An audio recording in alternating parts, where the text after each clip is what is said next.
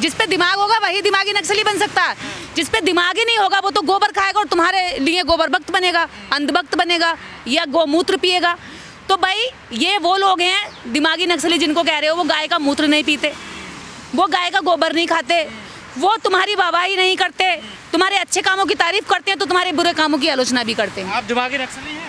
अगर मोदी जी को लगता है कि देश से प्रेम करना, देश के सही मुद्दों को उठाना, देश की शिक्षा व्यवस्था सुधारना, देश के अस्पतालों को सुधारने का जो सोच है, अगर वो दिमागी नक्सली है तो ठीक है, हम दिमागी नक्सली हैं। अगर शिक्षा व्यवस्था सुधारना दिमागी नक्सल की बात है तो फिर तो देश के जितने भी विकसित देश हैं, चाइना है, जापान है, अमेरिका, जिन्होंने शिक्षा व्यवस्था सुधारी है और अपने देश का नाम आगे ऊंचा किया है, वो सभी दिमागी नक्सली देश हो गए। फिर तो दिमागी नक्सली देशों में जा करके वाहवाही लूटते हैं। पहले अर्बन नक्सल कहते थे, अब ये दिमागी नक्सली। देखिए, ये सबसे बड़ी इनकी कमजोरी है कि ये विचारधारा को ना तो ये सपोर्ट कर पाते, ये वैचारिक पढ़े लिखे लोगों से नफरत करते हैं। इससे पता चल गया कि ये शिक्षित लोगों को, सवाल करने वाली जनता को लाइक नहीं करते, क्योंकि लोकतंत्र, सवाल खड़े करने से लोकतंत्र जिंदा होता है। कल को अगर कोई अन्य प्रधानमंत्री बन जाता है तो आलोचना तो उसकी भी होगी। आलोचना पहले जो प्रधानमंत्री रहे हैं उनकी भी हुई है। और देश के अंदर कोई भी नेता है, कोई भी सिस्टम है, अगर कहीं कमी है तो देश के नागरिकों की जिम्मेदारी भी बनती है। आज़ादी केवल इसलिए नहीं मिली है कि आप उस आज़ादी का मज़ा लें। आज़ादी का मीनिंग है जिम्मेदारी और दायित्व भी है। तो एक अच्छे और शिक्षित नागरिक की जिम्मेदारी ये भी है कि वो देश के अंदर मुद्दों पर सवाल करे, देश की शिक्षा, स्वास्थ्य, सड़क, रोजगार, इन पर सवाल उठाए और जिन लोगों को उन्होंने अपने प्रतिनिधि के रूप में चुना है उन जनप्रतिनिधियों से सवाल करे। तो अगर ऐसे सवाल करने वालों को, विपक्ष को, इस देश के नागरिकों को अगर देश का प्रधानमंत्री खुद अगर दिमागी नक्सली बोल रहा तो इससे ज़्यादा घटिया और मतलब निंदनीय बात कुछ नहीं हो सकती। ये स्कूल जनता के टैक्स के पैसे से बने हैं और जनता का पूरा राइट्स बनता है कि स्कूलों में चल के राजा वो अपने बच्चों को पढ़ने भेज रही है तो टूटी छतों के नीचे अपने बच्चों को मरने भेज दे। तुम्हारी छतें गिर जाती हैं, किसी स्कूल की छतें तक नहीं है और छतें गिरती हैं, बच्चे मर जाते हैं। किसके बच्चे मर रहे हैं? नेता के, मंत्री के, विधायक के, किसके बच्चे मर रहे हैं बताओ? वो गरीबों के बच्चे मर रहे हैं ना। तो गरीबों के बच्चों की जान की कीमत नहीं है? गरीब के बच्चों को मारोगे भी और अंदर झांकने भी नहीं दोगे कि तुमने छतें कैसी बना रखी है, कितना करप्शन कर रखा है। तो देश के अंदर लोगों का गुस्सा, लोगों के अंदर जो सहन शक्ति थी वो टूट चुकी है। रही बात जैन जी की, जैन जी तो इनके किसी भी बहकावे में आने वाला नहीं है और हर तरीके से ये जैसे भी चाहते थे हर तरीके से इन्होंने कोशिश कर ली कि जैन जी को मनाएंगे। एक जैन जी इनका है जो सरकारी जैन जी है, जो भी कावड़ लेके निकला हुआ है और गंदे वाहियात अश्लील गानों पर डांस कर रहा है। और एक जैन जी वो है जो देश के जंतर मंतर पे प्रोटेस्ट करता है। एक जैन जी वो है जो देश के सभी मुद्दों पर उठ करके कह रहा है कि स्कूल ठीक करो। अभी तो जैन जी से आपका सामना हुआ, अभी जैन अल्फा सामने आने लगा है। जैन अल्फा जगह जगह स्कूलों की जो बुरी हालत है, खस्ता हालत है, उसके खिलाफ आवाज़ उठा रहा है। तो आप ना तो जैन जी से जीत सकते हैं ना जैन अल्फा से जीत सकते हैं। कुछ लोग हैं ना ऐसे जो देश विरोधी गतियों में पाए जाते हैं, वो दिमाग लगाते हैं, देश के विरुद्ध काम करते हैं। कौन करते हैं? कौन है दिमाग? देश के विरुद्ध कौन सा काम है? ये जो आरएसएस के लोग हैं जो देश के अंदर जब अटैक होते हैं, अभी तो उन सवालों के अभी सवाल बहुत सारे हैं। पुलवामा अटैक, उरी अटैक, कितने सारे अटैक हुए हैं। उन अटैकों का अभी जितने भी इन पे जब सवाल खड़े हुए हैं तो इनके जवाब प्रधानमंत्री पे नहीं निकले।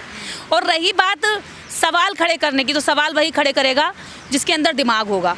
और दिमाग वाले व्यक्ति को अगर आप नक्सली कह रहे हैं तो ये देश के अंदर बहुत ही शर्मनाक बात है कि देश का प्रधानमंत्री अपने देश के नागरिकों को, अपने देश की जैन जी को, एक पूरी जनरेशन को, आपकी एमपी का भी गटर कहती है, गटर छाप के आती है, तो आप उनको जो है नक्सली कहते हैं। तो ये एकदम वाहियात, घटिया और आपकी कमजोरी दर्शाता है कि आप देश की जनता के सवाल बर्दाश्त नहीं करते। देश के प्रधानमंत्री को ऐसे शब्द बोलने चाहिए? देखिए, बाहर जब देश से बाहर जाते हैं तो हमारे प्रधानमंत्री जी कहते हैं कि हम वर्ल्ड की सबसे बिगेस्ट लार्जेस्ट डेमोक्रेसी कंट्री से आते हैं।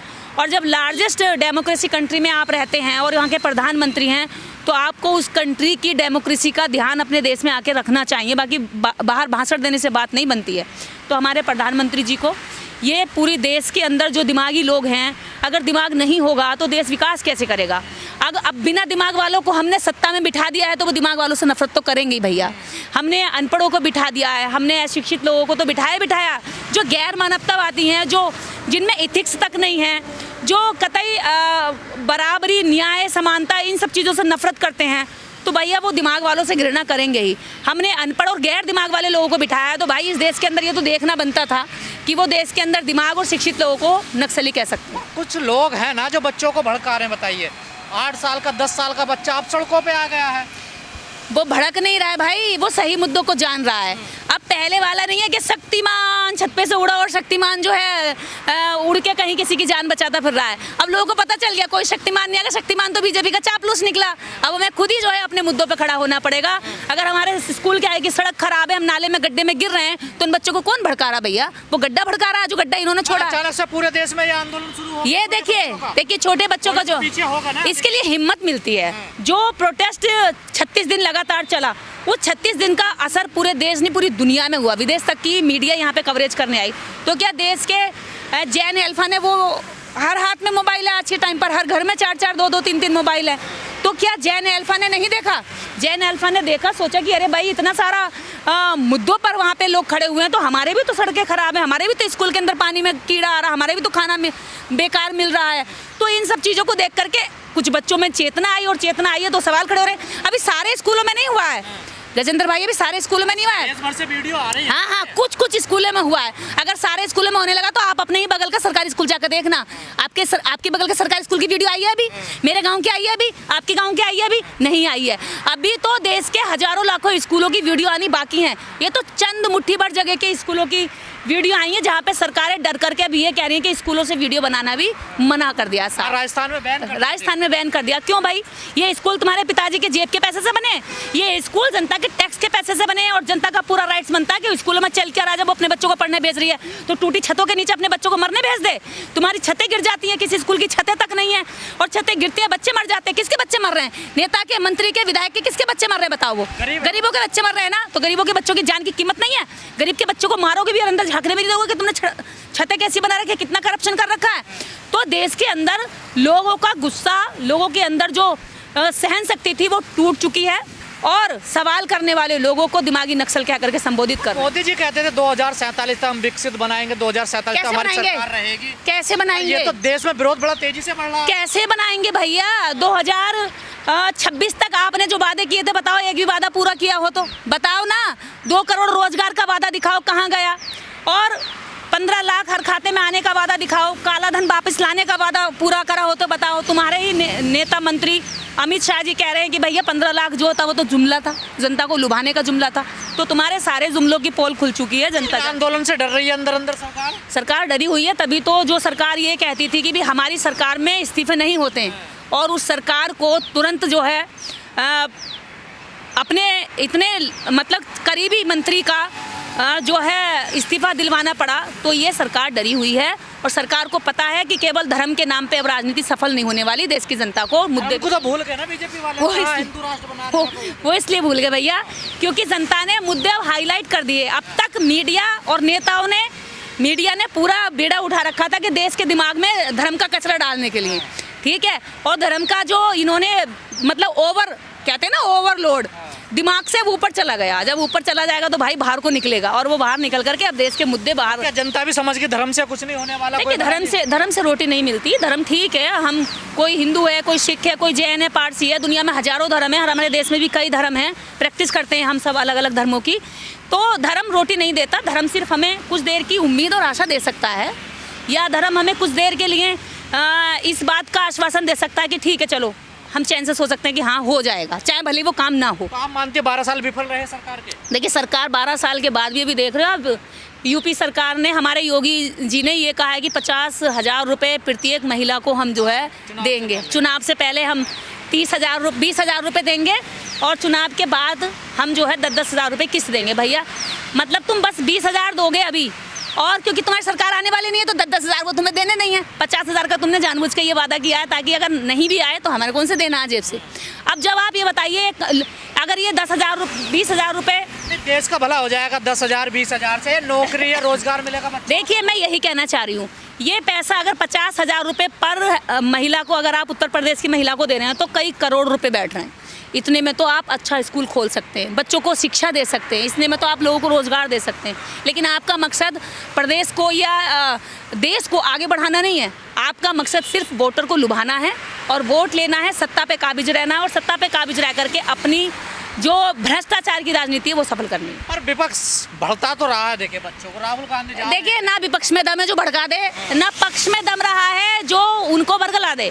अब जनता जाग रही है और जागने वाली जनता, जागरूक जनता का, भैया 14 साल तुमने 12 साल का तुमने बहुत लंबा इंतजार किया, पेशेंस टूट रहा है अब जनता का। जो लोग इनके भक्त थे ना, वो भी कह रहे हैं भैया मैं भक्त नहीं हूँ। अब तो रामदेव भी बयान बदल रहे थे। उसकी दुकान में कोई चीज़ें कमी पकड़ ली है तो वो पलटू आदमी है, वो तो उधर कभी इधर।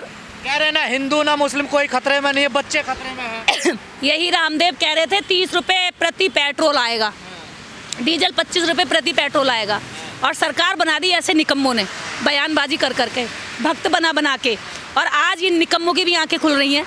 इन तो आपके साथ हैं, हमें इन ऐसे लोगों का साथ नहीं चाहिए जिनकी आवाज़ में ही दम ना हो। सवाल कर रहे हैं ये भ्रष्टाचारी लोग हैं। जब भ्रष्टाचार इनका बचा रही थी बीजेपी, तो बीजेपी के साथ थे।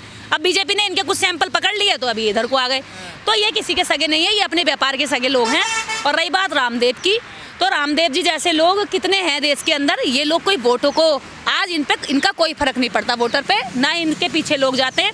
पतंजलि के खुद प्रोडक्ट बहुत सारे सैंपल फर्जी पकड़े गए और लोगों ने उनका यूज करना छोड़ इस दिया। बार देखने को मिला संसद सत्र में ना मोदी जी पहुंच पाए ना अमित शाह जी पहुंच पाए। देखिए सवालों से डरते हैं, क्योंकि दिमाग वाले लोग सवाल करते हैं और कमजोर और खाली दिमाग के लोग सवालों का जवाब नहीं दे पाते। तो उससे क्या है, सबसे बेहतर ये है कि भाग जाओ। देश बर्बाद कर दिया मोदी जी ने। मोदी जी कह रहे हैं मोदी जी, मुझे बताइए इस देश के अंदर जो SC एट्रोसिटी एक्ट थे, एट्रोसिटी थी, वो तेज हुई हैं, वो बढ़ी हैं इन सालों में। महिलाओं के ऊपर उत्पीड़न के केस ये बढ़े हैं। देश के अंदर रुपया गिरता चला जा रहा है, यहाँ तक कि पाकिस्तान, बांग्लादेश, नेपाल तक की करेंसी जो है ऊपर जा रही है और भारत की करेंसी ये नीचे ले आए हैं। और सबसे बड़ी बात, इस भारत के अंदर जो शिक्षा व्यवस्था है वो गड्ढे में जा रही है। स्कूलों की हालत आप रोज़ देख रहे हैं, दिन पर दिन देख रहे हैं। सड़कें इस हालात में हैं कि लोग अब बारिश में लोग गड्ढों में गिर गिर के मर रहे हैं। बच्चा भी एक नाले में, बुलंदशहर में जाने कितनी घटनाएं, एक बच्ची गायब हो गई और 4 दिन रेस्क्यू चला, तब वो बच्ची हाथ में आई है, उसकी डेड बॉडी। गटर छाप तो कंगना जानती है ना, गटर से आई है वो, कि गटर की बदबू कैसी होती है, गटर में किस तरह से रहा जाता है। तो गटर से निकला व्यक्ति गटर की परिस्थितियाँ बता सकता है। और कंगना जैसी औरतें बोलेंगी कि ये जनरेशन हमारी गटर छाप है, हमारे देश की। देखिए मोदी जी को गालियां देते हैं ना, हमने उनकी मां को भी देते हैं। देखिए मोदी जी ने ही रेट तय करे हैं, 15 करोड़ की गर्लफ्रेंड, ठीक है। और मोदी जी से ज़्यादा घटिया बयानबाजी या उनकी पार्टी से ज़्यादा घटिया बयानबाजी, ओ भड़वे ओ कटमुल्ले, इस तरह की बयानबाजी इनके नेता संसद में बैठ के करते हैं, ठीक है। और जो वहाँ पे बच्ची ने अगर 1-2 बच्चों ने अगर बोला भी, तो उन बच्चों के खिलाफ इन्होंने FIR कराई, उनके घर पे दबाव डलवाया और फिर उन्हें माफ़ करने का नाटक भी किया। और अभी वो FIR जो है अभी कम से कम 2400 बच्चों पे अभी FIR हैं जिनको वापस नहीं लिया गया है। जैन जी ने सरकार की कुर्सी हिला दी है। देखिए जैन जी में दम है। मैं तो देश के जैन जी से कहना चाहती हूँ, मेरे प्यारे बहनों भाइयों, तुम्हारे हाथ में ये देश आना है बाकी, और इस देश की जो सरकार निकम्मी है उस सरकार को बदलनी। कहते हैं बच्चों का काम पढ़ने का होता, आंदोलन करने का थोड़ा। अच्छा। तो बच्चों का काम अगर पढ़ने का होता है तो पढ़ने के लिए अच्छे स्कूल दीजिए ना साहब। जब उन्हें अच्छा स्कूल दोगे, अच्छे सिस्टम दोगे, फ्री एजुकेशन दीजिए ना, क्वालिटी एजुकेशन दीजिए ना। कमियां बच्चों में निकाल करके क्या बच्चों को डराना चाहते हो? बच्चे अब नहीं डरेंगे। एक जिम्मेदार व्यक्ति जो देश का प्रधानमंत्री है, उनके मुँह से ऐसी बयानबाजी एकदम ही बेकार और वाहियात घटिया छाप बयानबाजी है। क्योंकि दिमाग नहीं होगा तो क्या, मतलब बिना दिमाग वाला देश चाहते हैं, बिना दिमाग वाले नागरिक चाहते हैं जो आपसे सवाल न करें, अंधभक्त चाहते हैं, गोबर भक्त चाहते हैं। अरे दिमागी नक्सली आप उन्हीं को कह रहे हैं ना, जो देश में सवाल उठाते हैं, जो आपकी गलत नीतियों का विरोध करते हैं, जो देश में शिक्षा नीति अच्छी चाहते हैं, जो देश में सड़कें अच्छी चाहते हैं, स्वास्थ्य व्यवस्था अच्छी चाहते हैं, जो मतलब तुम्हारी जो आलोचना करेगा वो दिमागी नक्सली होगा। इससे मतलब क्या पता चलता है कि आप आलोचना से ऊपर है, कि आप भगवान हैं, आप खुद को क्या समझ बैठे हैं। कोई नेता या कोई प्रधानमंत्री देश नहीं होता, उसकी आलोचना देश की आलोचना नहीं होती है। और रही बात दिमागी नक्सली की, जिस पे दिमाग होगा वही दिमागी किसी भी चीज़ को दिमाग से सोच सकता है, कर सकता है।